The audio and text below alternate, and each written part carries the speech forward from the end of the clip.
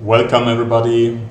Today's session is about logistics infrastructure, particularly related to the transport infrastructure. The learning goals of today's sessions are twofold. On the one hand, you should be able to distinguish between different types of infrastructure. Distinguish means you should be able to differentiate, to say what's the difference between one type of infrastructure and another type of infrastructure. That means you need to recognize this infrastructure and you need to be able to explain the differences between the different types of infrastructure. And the second learning goal of today's session, on the other hand, is you should be able to know principles of different transshipment terminals. You will of course learn what is a transshipment terminal, and then you will be able to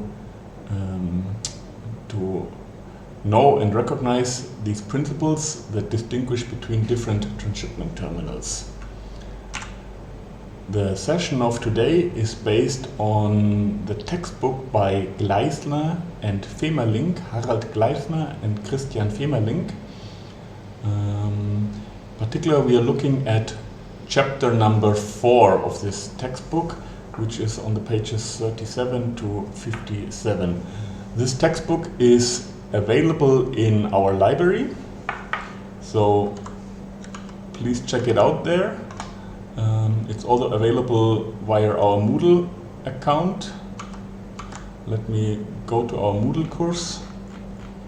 This is for the geotech students only. Here we have it, chapter number 4. And if I tell you that this lecture is based on this textbook, it's on the one hand fulfills two purposes. On the one hand, you should learn a little bit how to do referencing in academia. First, by just acknowledging that the information you are presenting, that you're using, was maybe published or identified, researched by somebody else. Though this is the one thing that I give credit to these authors for preparing all this information.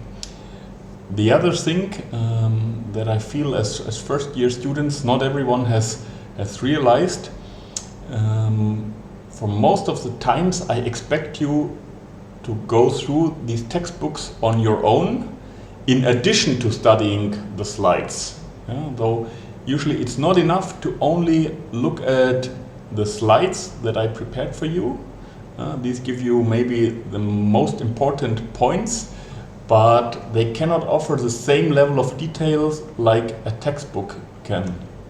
Though for this session today, I expect you to have a look at chapter number 4, logistical infrastructure, and particularly read sections number 4.1, basic terminology, types and functions, and where are we?